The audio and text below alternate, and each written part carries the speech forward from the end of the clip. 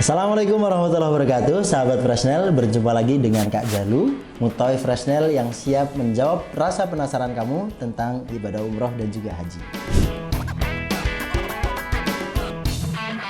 Jadi Mutawif pertama kali di tahun 2018 awal, pada saat itu masih kuliah semester akhir di salah satu kampus di Afrika. Dan alhamdulillah untuk menjadi Mutawif di Freshnel itu sejak tahun 2019 sampai sekarang.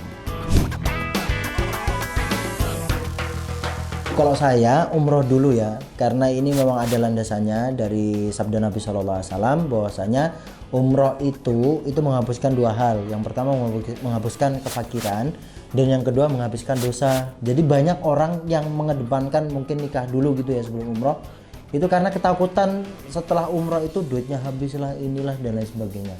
Jadi kalau menurut saya lebih baik kita kedepankan dulu umroh, karena itu sesuai dengan sunnahnya Nabi.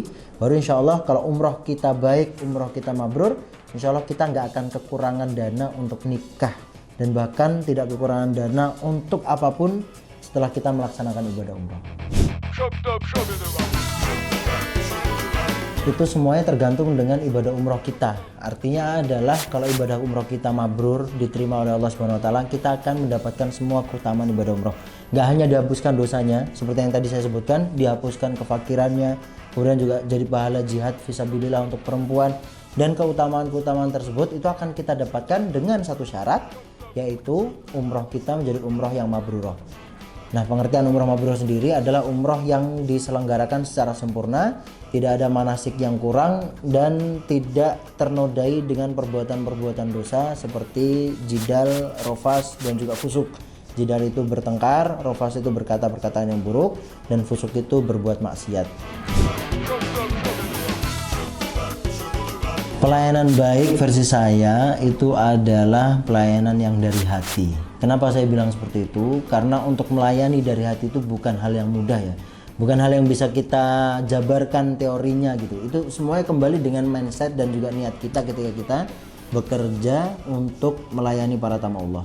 Jadi kalau orang itu sudah berkata dari hati, orang itu sudah berbuat dari hati, saya yakin itu adalah pelayanan yang paling baik dan paling tulus, dan saya yakin rewardnya gak cuma yang ada di dunia, rewardnya gak cuma dari apa yang di dunia aja, melainkan juga nanti di akhirat pasti dapat reward yang setimpal dari Allah. Masya Allah, jadi awalnya yang perlu kita yakini adalah bahwasanya tiada daya dan tiada upaya kecuali datangnya dari Allah. Jadi itu semua adalah bantuan dari Allah Subhanahu wa taala. Dan yang kedua itu adalah kita paling tidak meluruskan niat, dan kita harus yakin bahwasanya tamu dan jamaah yang kita layani itu adalah tamu-tamunya Allah. Jadi selain daripada kita bekerja, itu ada juga kesempatan untuk kita menambah amal baik seperti itu ya, berbekal untuk nanti persiapan kita di akhirat. Jadi kalau menurut saya salah satu tips dan triknya adalah tidak melihat pekerjaan ini dari sudut duniawinya saja, melainkan juga dari sudut ukhrawinya.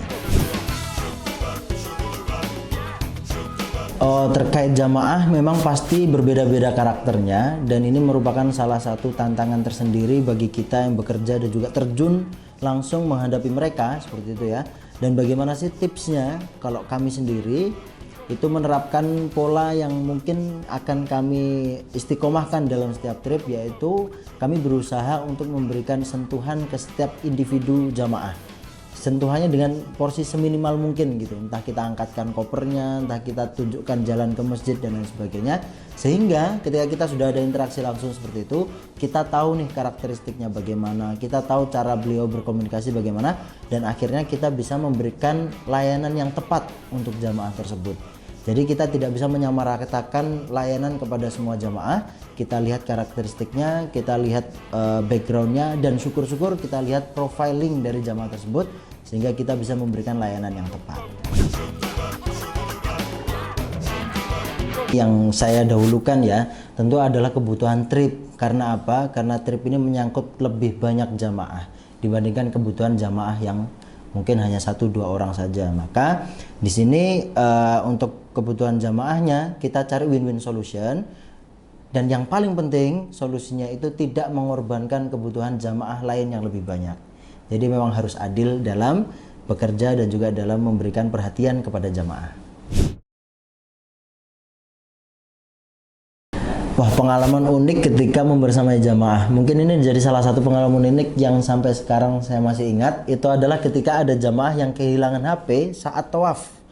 Dan ini HP-nya jatuh, dan kalau kita bayangin crowdednya Ka'bah seperti itu ya, ini seperti hal yang impossible gitu. Kita bisa menemuin. Dan alhamdulillah setelah kita cari dan kita pokoknya ubek-ubek dengan sabar seperti itu ya, alhamdulillah HP-nya ketemu.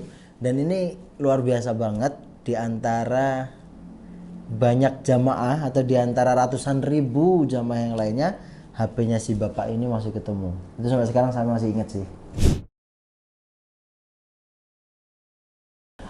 Saya merasa senang, bahagia dan satisfied itu kalau jamaah ibadahnya lancar, kemudian mereka juga sehat-sehat sampai pulang. Dan tidak kalah bikin senang adalah kalau jamaah kompak dan kekeluargaannya kental banget. Ini yang bikin saya kerasa bahwasanya saya berhasil nih menyatukan orang dengan latar belakang yang berbeda-beda ini menjadi seperti keluarga sendiri. Dan itu yang saya rasakan selama saya membuat Refreshnel sih.